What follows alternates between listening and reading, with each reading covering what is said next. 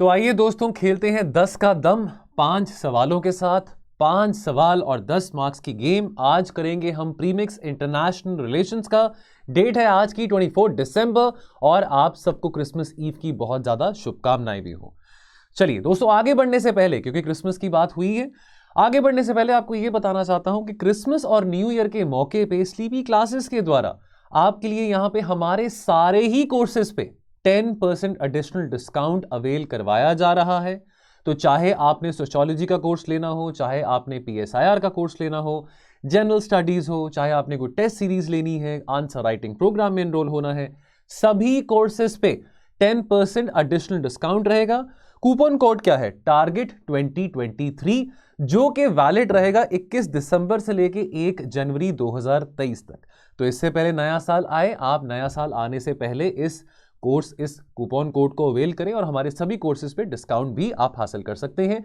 और इसके बारे और जानकारी लेने के लिए आप हमारे टोल फ्री नंबर 1800-890-3043 पे कॉल करके इंफॉर्मेशन भी ले सकते हैं। आगे बढ़ने से पहले हम अपने पहले क्वेश्चंस को नजर मार लेते हैं। देखिए, IR में जैसे आपको मैं बार बार कहता हूं, लोकेशनल बेस्ड क्वेश्चंस होते हैं, ऑर्गेनाइजेशन पे क्वेश्चंस आ जाते हैं, फैक्चुअल बातें काफी ज्यादा होती हैं, तो फैक्ट्स हमको यहां पे याद रखने बहुत जरूरी बन जाते हैं। पहला क्वेश्चन, यहां पे हम मैच द फॉलोइंग की बात करें, region often mention in the country and country कौन सी है? तो यांगती कुटी वाली की हम बात करें, क्या ये नेपाल में है? सेवेरोडोनेट्स्क, क्या ये रशिया में है? वाले दू जवारी, क्या ये ब्राजील में है? या आयल ऑफ वाइट, क्या ये इंग्लैंड में है? आपको ये बताना है कि how many pairs given above are correctly matched. थोड़ा सा जैसे इस साल UPSC का पेपर आया था, एलिमिनेशन का थोड़ा जो प्रैक्टिस थी वो इतना ज्यादा आसान नहीं लगता है। तो जैसे अब UPSC ने इस बार स्टेटमेंट्स डाले थे, only 1 pair, only 2 pairs, only 3 pairs, तो वैसी उसी लाइंस पे क्वेश्चन आपके सामने। देन नाटो की बात करेंगे। पूरा साल 2022 में नाटो को लेके बहुत सारी बातचीत करी गई है। इजी क्वेश्चन है, ज्यादा डिफिकल्ट नहीं है। ऑप्शंस देख लेते हैं, 3 ऑप्शंस हैं, पता आपने लगाना है कि इसमें से कौन से करेक्ट है। तो नाटो को फॉर्म करा गया था to act as a deterrent to the threat of Soviet expansion in Europe. It provides mutual defence through military and political means, अगर एक मेंबर स्टेट के ऊपर खतरा है, थ्रेटन्ड है बाय एन एक्सटर्नल कंट्री। और तीसरी स्टेटमेंट ये कहती है बेल्जियम, लक्समबर्ग, पोर्चुगल ये फाउंडिंग मेंबर्स हैं नेटो के। तो क्या स्टेटमेंट्स करेक्ट हैं आपने बतानी है। देन यूरोपियन यूनियन के बारे में बात करी जा रही है। तो यूरोपियन काउंसिल जो है, यूरोपियन यूनियन के कंटेक्स्ट में हमको पता होना चाहिए कि क्या European council brings together the heads of the state and whether the European council decides on the political direction of the EU। अब जैसे मैं क्वेश्चन रीड कर रहा हूं, मैं आपसे ये एक्सपेक्ट करता हूं कि अभी आप पॉज करके आपका जो सही आपको लग रहा है, इसका जो आंसर है, जो भी आपको आंसर लग रहा है वो आप नोट कर लें और at the end of the video में आप अपने मार्क्स जरूर बताना, आउट ऑफ 10 कितना आपका स्कोर बन रहा है, तो वो आप कमेंट सेक्शन में बताना। Second statement, European commission is a part of law making process in the European union, क्या ये करेक्ट है कि इनकरेक्ट है? And third statement, the European parliament is the only directed elected institution of the European union. तो 3 statements. चौथा सवाल, अब यहां पे रिपोर्ट के बारे में बात हो रही है, global annual to decadal climate update report, this was seen in the news and this is released by which of the, ये जो 4 बॉडीज आपके सामने मेंशन्ड है, world wide fund for nature, world meteorological organisation, UNEP या green peace. 5वां सवाल, with reference to world food price. अब world food price को लेकर एक सवाल हमने अपने प्रीवियस प्रीमिक्स में भी पूछा था। तो आपको यह बताना है कि 3 स्टेटमेंट्स हैं, कौन सी करेक्ट है। पहली statement, it is the international honour recognising the achievements of individuals. दूसरी स्टेटमेंट, ये एक एनुअल अवार्ड है जो रिकॉग्नाइज करता है contributions in any field involved in the world food supply. तीसरा, it is open for any individual without regard to race, religion, nationality और political beliefs. चलिए क्वेश्चंस देख लिए आपने, पॉज करके आपका जो सही आंसर लग रहा है वो भी आपने नोट कर लिए होंगे। अब आगे इसके सॉल्यूशंस देखते हैं। तो पहला क्वेश्चन, तो इसमें 2 पेयर्स करेक्ट हैं। कौन से 2 पेयर्स करेक्ट हैं? सो पहली बात तो ये तो करेक्ट नहीं है। यांगती, अगर हम यांगती कुटी वाली की बात करें तो उत्तराखंड में है। अगर हम सेवेरोडोनेट्स्क की बात करें, ये यूक्रेन में है। तो कौन से करेक्ट हैं? ये दोनों करेक्ट हैं, वाले दू जवारी और आयल ऑफ वाइट, ये दोनों स्टेटमेंट जो हैं, ये दोनों जो पेयर्स हैं करेक्ट है। तो हम बात करें यांगती कुटी वाली की, तो इनफैक्ट कुटी विलेज की बात करें, यांगती कुटी वाली में जो कुटी विलेज है, that is considered to be the last village in India. तो ये लास्ट वैली है before the border with Tibet, कहां पे है? पिथौरगढ़ में, उत्तराखंड के पिथौरगढ़ डिस्ट्रिक्ट में लाई करता है। ये valley is mainly dominated by Byangsis. Byangsis एक ट्राइब है, one of the 4 Bhotia communities of Kumaon, with the others being Johar, Darma and चौदानसी। Factual चीजें आपको बात पता हो, ठीक है। यहां पे मल्टीपल इवेंट्स हो चुके हैं of glacial advances and they have been witnessed from the Yankti Kuti valley which is situated in the extreme eastern part of Pithoragarh district of Uttarakhand since 52,000 years. Locational based questions आपको याद रखने हैं। आपको देखिए, जो भी आप कोई चीज न्यूज में पढ़ रहे हैं, किसी भी जगह के बारे में न्यूज में पढ़ रहे हैं, वो जगह कहां लाया करती है, चाहे वो भारत में हो, चाहे वो रशिया में हो, चाहे वो यूक्रेन में हो, चाहे वो अफ्रीका में हो, चाहे वो ऑस्ट्रेलिया में हो, मैप साथ में देखना और मैप एटलस साथ में खोलना बहुत ज्यादा जरूरी रहता है। रिसेंटली साइंटिस्ट ने यहां पे पाया है जो मॉइस्चर डेफिशिएंट वैलीज हैं इस रीजन की, क्या लिंक है क्लाइमेट चेंज का इस ग्लेशियल एडवांस के साथ, और कैसे ये सेंसिटिवली रिस्पॉन्ड कर रही हैं valleys to the increasing precipitation. तो यहां पे हम मैप देख सकते हैं, ये बिल्कुल ये जो ईस्टर्न मोस्ट पॉइंट है पिथौरगढ़ डिस्ट्रिक्ट का, यहां पे आपका यांगटी कुटी वैली लाई करता है। उसके बाद हम स्पेयर बी की बात करें तो हम सेवेरोडोनेट्स्क की बात करें, ये फॉल करता है एडमिनिस्ट्रेटिवली यूक्रेन के अंदर, यूक्रेन के लुहांस्क ओब्लास्ट रीजन के अंदर। ये one of the largest cities of Donbas region है, डॉनबास यानी कि ईस्टर्न यूक्रेन। और अगर हम लुहांस्क की बात करें, डोनेट्स्क की बात करें, यहां पे प्रो रशियन फोर्सेस पाई जाती हैं, प्रो रशियन जो सेपरेटिस्ट हैं वो पाए जाते हैं, जैसे क्रिमिया में है वैसे यहां पे भी हैं। ये लोकेटेड है nearly 140 kilometre south of the Russian border में, ठीक है। और उसके बाद यहां पे बैटल ऑफ सेवेरोडोनेट्स्क की बात करें, इसी साल मई 2022 से लेकर जून 2022 यानी कि 1 महीना 1.5 महीना लड़ाई चली थी। ये मिलिट्री एंगेजमेंट थी in the wider battle of Donbas. Donbas जैसे आपको मैंने बताया ईस्टर्न यूक्रेन, यहां पे प्रो रशियन फोर्सेस तैनात हैं, ठीक है। सिटी ऑफ सेवेरोडोनेट्स्क जो है ये एक्ट करता है as the administrative centre of the Luhansk oblast. by 14 June 2022, Russian forces had gained control over most of the city and they were successful to cut off all the escape routes from this city. यहां पे map देख लेते हैं, ये है आपका Luhansk Donetsk controlled by pro Russian separatist, ये आपका डॉनबस रीजन आ जाता है। ये है आपका सिटी ऑफ सेवेरोडोनेट्स्क, यहां पे लाई करती है लुहांस्क में।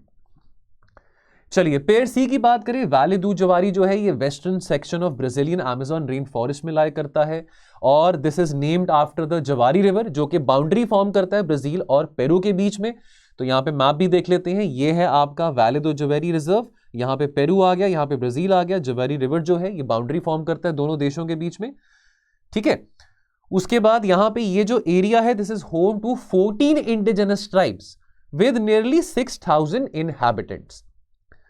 चलिए उसके बाद जो कम्युनिटीज जो यहां पे रह रही हैं they have been granted exclusive territorial rights Brazil के 1988 के संविधान में, ठीक है। वैली डू जवारी जो है ये बहुत एक पार्ट फॉर्म करता है इंटरनेशनल कोकेन ट्रैफिकिंग रूट का भी, और यहां पे गोल्ड को एक्सचेंज किया जाता है ड्रग्स और हथियार के बदले। तो एक बहुत हॉटस्पॉट रीजन है ये वायलेंट क्राइम्स के लिए। देन हम पेयर डी की बात करें, आइल ऑफ वाइट, तो ये काउंटी है यहाँ पे एक मेट्रोपॉलिटन एरिया है और लार्जेस्ट और सेकेंड मोस्ट पॉपुलस आइलैंड है इंग्लैंड का, ठीक है। अब ये जो आइलैंड है कहां लाई करता है, south coast of England in the English channel. आपको मैं मैप दिखा देता हूं, तो यहां पे आ गया आपका इंग्लिश चैनल, तो ये आ गया आपका आइल ऑफ वाइट, यहां पे है Isle of Wight, this is the Isle of Wight. इसको थोड़ा डिटेल में यहां पे आप देख सकते हैं आइल ऑफ वाइट को, ठीक है। This is a county and इसको डेजिग्नेट करा गया है एज यूनेस्को बायोस्फीयर रिजर्व। और ये जो इस आइलैंड की हम बात करें आइल ऑफ वाइट की, तो फ्रॉम ईस्ट टू वेस्ट, तो यहाँ पे एक कल्वर क्लिफ बे आ जाता है ईस्ट में और नीडल्स जो है नीडल स्ट्रेट वेस्ट में आ जाता है। आपको मैं मैप पे भी दिखा देता हूँ, ये नीडल स्ट्रेट है जो कि वेस्ट में आ गया और ये व्हाइट क्लिफ बे है जो कि ईस्ट में आ गया, ये आपको बात पता हो। सेकंड क्वेश्चन नेटो के रिगार्डिंग है, तीनों ही स्टेटमेंट्स करेक्ट हैं, बहुत इजी क्वेश्चन था, ज्यादा डिफिकल्ट नहीं था। एक्सप्लेनेशन भी जान लेते हैं, तो यस नेटो को फॉर्म करा गया था 1949 में कोल्ड वॉर के पीक के टाइम पे with the aim of acting as deterrent to the threat of Soviet expansion in Europe. तो अमेरिका की कोशिश थी कि कैसे कम्युनिस्ट इन्फ्लुएंस जो है यूरोप में ना स्प्रेड हो, सोवियत के चलते जो कम्युनिस्ट इन्फ्लुएंस है यूरोप में ना स्प्रेड हो, तो ये ब्लॉक बनाया गया था। स्टेटमेंट 2 भी करेक्ट है। पर्पस क्या है? इस ऑर्गेनाइजेशन का पर्पस यह है कि कलेक्टिव सिक्योरिटी अलायंस के तौर पे ये एक्ट करता है with the aim of providing mutual defence, कि भी अगर आप हमारे किसी मेंबर स्टेट पे अटैक करोगे तो वो हम पूरे के पूरे नेटो पे ही अटैक मानेंगे।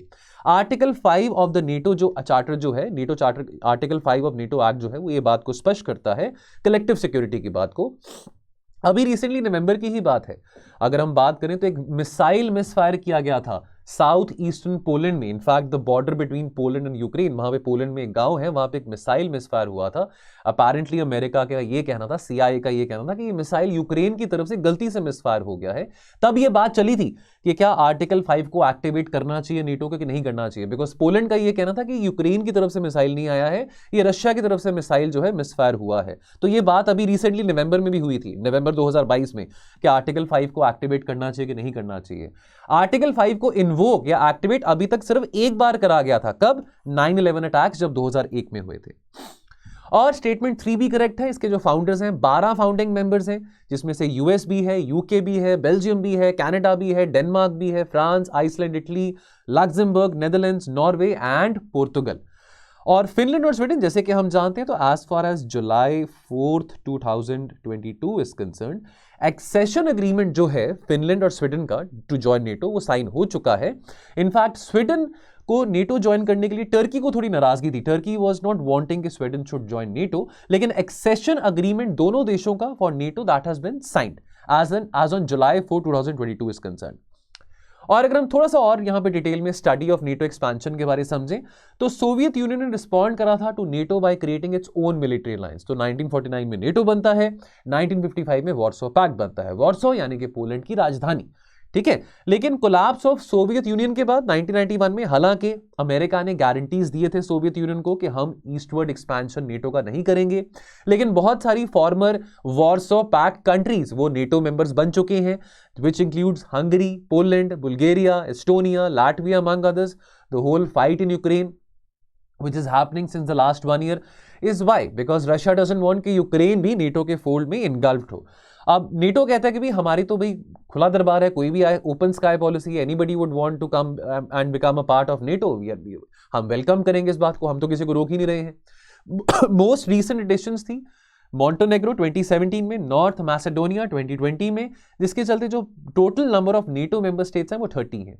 और नेटो, जैसे आपको मैंने बताया, ओपन डोर पॉलिसी की भाई कोई भी बन सकता है, यहां पे हम किसी को रोक नहीं रहे हैं, किसी को फोर्स नहीं कर रहे हैं, आप चाहें तो हमारा नेटो के ब्लॉक में मेंबर बन सकते हैं। फिर आती है नॉन नेटो अलाइ स्टेटस के बारे, यानी कि वो देश जो कि नेटो के मेंबर्स नहीं हैं लेकिन उनका स्ट्रेटेजिक वर्किंग रिलेशन है किसके साथ? अमेरिका की आर्म्ड फोर्सेस के साथ। कौन से ऐसे कुछ देश हैं? जापान है, साउथ कोरिया है, इजराइल है, ये नॉन नेटो अलाइज हैं। तो 30 ऐसे देश हैं, जरूर देखिएगा कि कौन से देश हैं नॉन नेटो अलाइज, ऐसे और कौन से देश हैं, प्लीज नेट पे जरूर देखिएगा। और इसके चलते नॉन नेटो अलाइ का स्टेटस जो इन देशों के ऊपर कॉन्फर किया गया है, तो this confers a variety of military and financial advantages such as कि ये पार्टिसिपेट कर सकते हैं डिफेंस रिसर्च प्रोजेक्ट्स में या काउंटर टेररिज्म इनिशिएटिव्स में भी। अगला सवाल, तीसरा सवाल, तो यहां पे देखिए दोस्तों, ए यानी कि first and third statement correct है, सेकंड स्टेटमेंट करेक्ट नहीं है। आइए इसका एक्सप्लेनेशन हम देखते हैं। देखिए यूरोपियन यूनियन की बात जहां पे आती है, political economic union of 27 sovereign member states, 1992 की maastricht ट्रीटी जो है वो आपके माइंड में आनी चाहिए, maastricht ट्रीटी, जिसके चलते the treaty on European Union, ये आपके माइंड में हो, ठीक है। स्टेटमेंट 1 करेक्ट है। यूरोपियन काउंसिल की बात करें, ये it brings together the heads of the state of the government और of every European Union country, और ये डिसाइड करते हैं पॉलिटिकल डायरेक्शन ऑफ EU को। स्टेटमेंट 2 सही नहीं है। देखिए यहां पे एक हम बात समझे, जो यूरोपियन कमीशन है ना, ये यूरोपियन यूनियन का पॉलिटिकली इंडिपेंडेंट एग्जीक्यूटिव आर्म है, और इसकी रिस्पॉन्सिबिलिटी क्या है? ये प्रपोजल्स ड्रॉ अप करता है फॉर न्यू यूरोपियन लेजिस्लेशन और इंप्लीमेंट करता है जो फैसले होते हैं of the European parliament and the council of European Union. ये बात आपने समझनी है। अब council of European union, now council of European union is a part of law making process European parliament में, और काउंसिल ऑफ यूरोपियन यूनियन में it consist of 1 government minister from every member state of the European union. Statement 3 correct है। European parliament की बात आती है, ये only directed, यहां पे प्लीज मैंने इसको अंडरलाइन करा है, मार्क करिए, ओनली डायरेक्टेड इलेक्टेड इंस्टीट्यूशन है यूरोपियन यूनियन का, और with the council of European union, European parliament के पास लेजिस्लेटिव पावर है, यानी कि प्रिपेयर करना या यूरोपियन यूनियन लॉज को अडॉप्ट करना, लेकिन इनके पास, दोनों बॉडीज के पास पावर लेजिस्लेशन को इनिशिएट करने की नहीं है। जो यूरोपियन कमीशन है उसके पास ये पावर है लेजिस्लेशन को इनिशिएट करने के लिए, और ये सोल एग्जीक्यूटिव बॉडी है ऑफ द यूरोपियन यूनियन। तो European commission is a supreme body of the European union, और ये अकाउंटेबल किसको है? अकाउंटेबल है यूरोपियन पार्लियामेंट को। जैसे हम काउंसिल ऑफ मिनिस्टर्स की बात करते हैं जो कि कलेक्टिव रिस्पॉन्सिबिलिटी आती है टू द लोकसभा, उसी तरह से यूरोपियन कमीशन की बात आती है, तो ये सुप्रीम एग्जीक्यूटिव बॉडी है यूरोपियन यूनियन की। चलिए मैप हम यहां पे देख लेते हैं। चौथा सवाल, तो यहां पे जो सही आंसर है global annual to decadal climate update, ये वर्ल्ड मीटेरोलॉजिकल ऑर्गेनाइजेशन के द्वारा ये रिपोर्ट रिलीज करी गई है। वर्ल्ड मीटेरोलॉजिकल ऑर्गेनाइजेशन से संबंधित एक सवाल हमने अपने पिछले प्रीमिक्स में भी किया था। चलिए एक्सप्लेनेशन की बात करें तो ये global annual to decadal climate report recently release करी गई थी, ठीक है। अब इस एनुअल अपडेट में यहां पे क्या क्या आया था? Harnessing the expertise of internationally acclaimed climate scientist और उनके जो बेस्ट प्रेडिक्शन सिस्टम्स हैं from leading climate centres around the world. Now अब यहां पे इंडिया स्पेसिफिक फाइंडिंग्स की हम बात करें तो यहां पे रिपोर्ट में यह पाया गया है कि Bharat could be among the few countries globally जहां पे बिलो नॉर्मल टेम्परेचर्स रहने वाले हैं 2022 में भी और आने वाले 4 सालों में भी।